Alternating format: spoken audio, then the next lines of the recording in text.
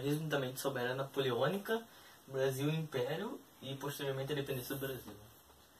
Bom, a França estava passando por um momento de inquietude pós-Revolução Francesa, onde estava sofrendo ameaças de invasão e também ameaças das conquistas políticas e sociais obtidas pela burguesia, e a inquietude dos que eram contrários ao diretório. Nesse cenário, o general Napoleão Bonaparte apareceu como líder carismático e de pulsos firmes que poderia sanar essas intranquilidades. Era fortemente apoiado pela burguesia.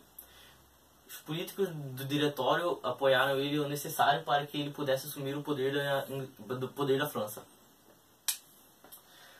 Com a ajuda do exército, políticos e a burguesia, Napoleão deu golpe 18 de Brumário em 1799, que fechou a Assembleia do Diretório e centralizou o poder em 3 cônsules, no qual Napoleão se destacou. E mais tarde, em 1804, Napoleão foi coroado imperador da França por voto popular.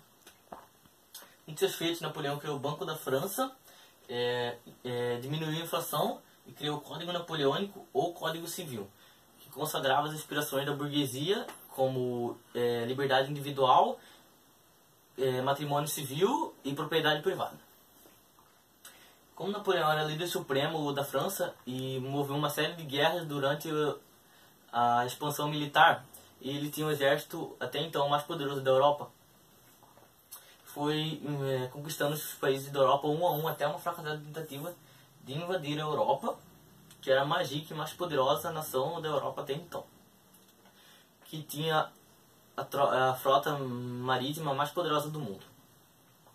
Como Napoleão era o grande estrategista, decretou o bloqueio continental em 1806, que impedia que as nações conquistadas pelo Império Francês comercializassem com a Inglaterra. Caso esses países não fossem a favor do bloqueio continental, seriam militarmente invadidas pela França. Como Portugal estava no meio, assim, numa saia justa, porque não estava nem do lado da Inglaterra, nem do lado da França, fingiu uma adesão ao bloqueio continental para agradar, não ser atacado militarmente pelo exército francês.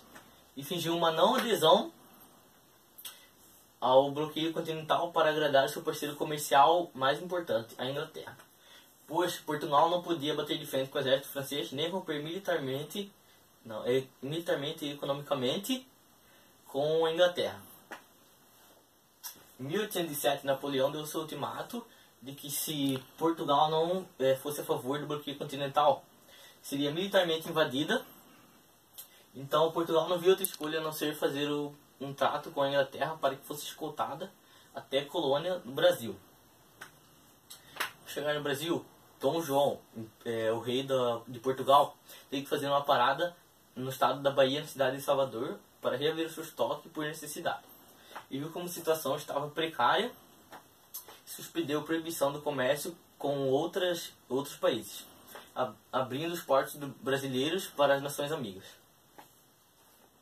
Quando finalmente ele chegou no Brasil em 1808, no Rio de Janeiro em 1808, Dom João criou o primeiro banco, o Banco do Brasil, e também o Conselho de Estado, Corte Supremo, Conselho Real da Fazenda, Junta do Comércio, Agricultura, Fábricas e Navegação.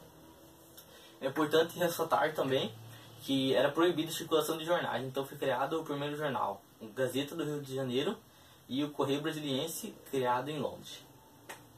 Mesmo com essas medidas que Dom João fez no Brasil, a situação continuava precária, sem saneamento básico, péssima distribuição de água, péssimas condições de rua e falta de mão de obra especializada.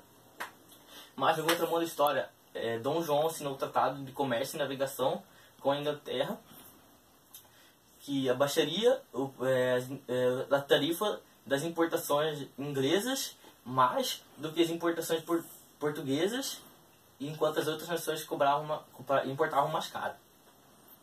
Enquanto isso, na Europa, com as sucessivas derrotas de Napoleão Bonaparte e sua prisão em 1814, a Europa enviou uma carta para Dom João dizendo que na Península Ibérica era tudo seguro para seu retorno para Portugal. Antes de Dom João retornar a Portugal, ele elevou o Brasil de colônia a império. sede da coroa imperial, coroa portuguesa.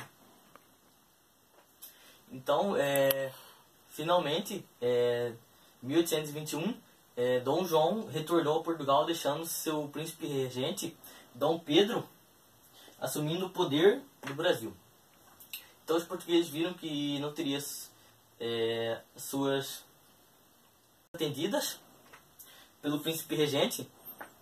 Eles enviaram um ultimato em 1822 dizendo para que ele voltasse imediatamente para Portugal. Mas nesse momento estava acontecendo uma campanha para que ele continuasse no Brasil e defendesse seus interesses, porque o Brasil queria um estado livre do comando da coroa portuguesa.